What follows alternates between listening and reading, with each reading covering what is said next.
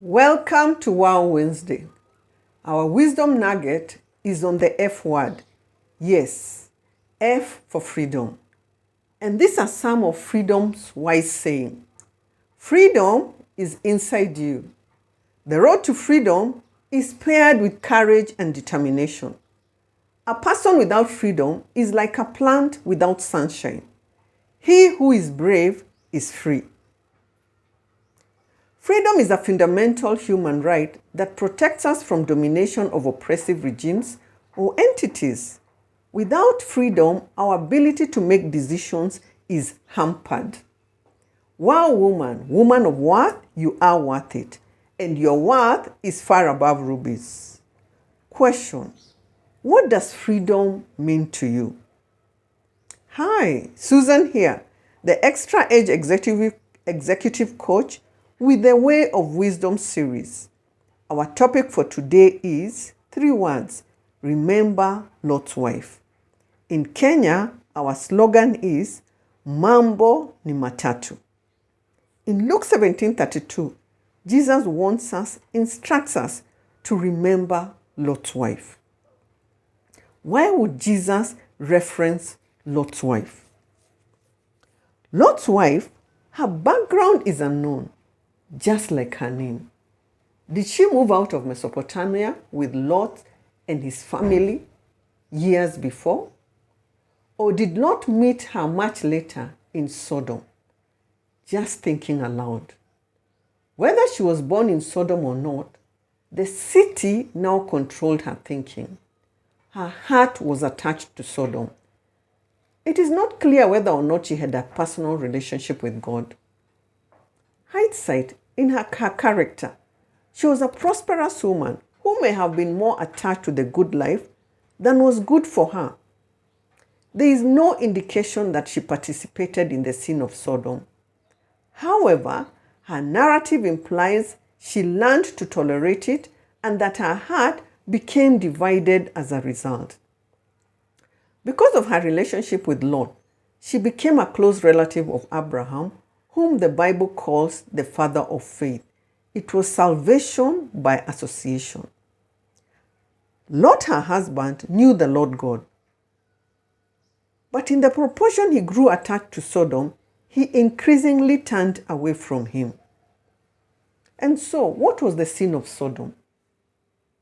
That God had to send angels to investigate the allegations against it. Sodom had been immoral for years. Sodomy, an unnatural aspect of sexuality, was so openly practiced that it received its name from the city of Sodom. The situation in Sodom and Gomorrah was utterly evil, and everything they did was evil. It had become so bad that the male population of the town, young and old, had run out to rape Lot's guests who had spent the night. Lo and behold, this day in Sodom, it was not business as usual. The visitors they were salivating for were angels, supernatural beings, sent to destroy the city because of its grave and shameless sin. In God's anger, there is still mercy. In spite of his anger, he was moved towards Lot's wife and her family. He wanted to save her from the claws of death, which was already outstretched towards the city. To offer her a favor she did not deserve. He sent angels to her doorstep for preservation. In spite of this, she wavered and wasted precious time. The cup of God's wrath had been filled to the brim until the last drop. Suddenly, it was time out. The angels grasped her by her hand and led her out of the city gate.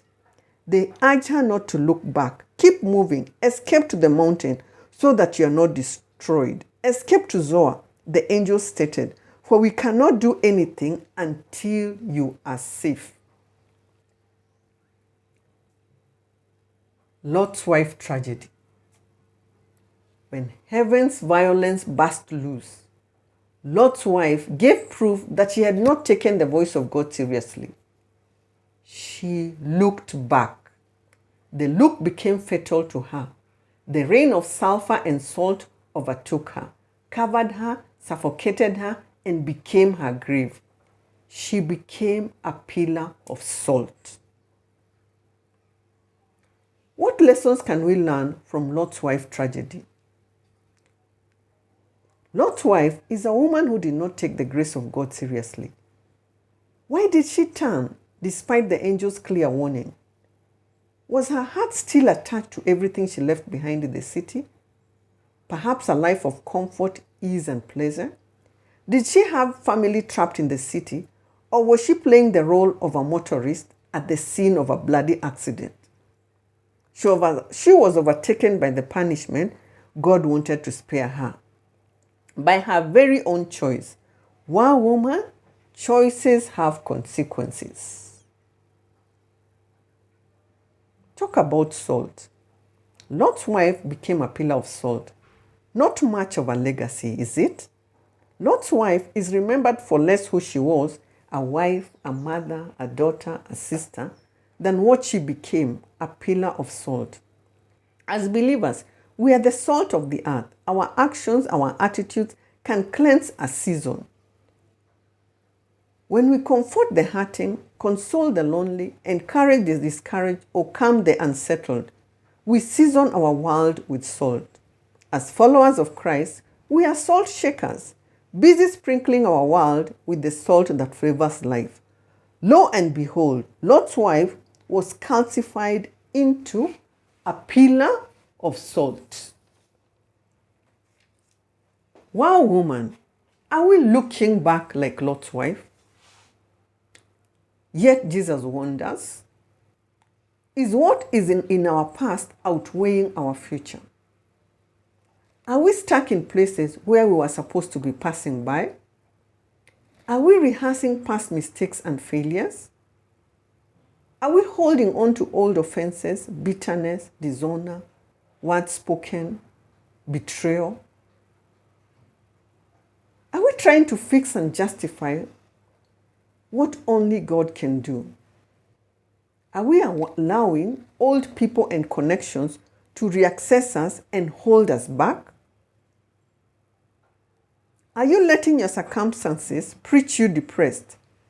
Are we present in the moment or looking back to our former lives? Are we looking at the pandemic, life before the pandemic, and yet we are in 2023? In conclusion, let's remember that God is in the newness business. He says, "Remember not the former things, I am doing a new thing." Do you perceive it? Do you not see it? Isaiah 43:19. The implication is scary. It means even though God is working in a new way, we might miss it if we get caught up in our own wilderness or stuck in the memories of the past.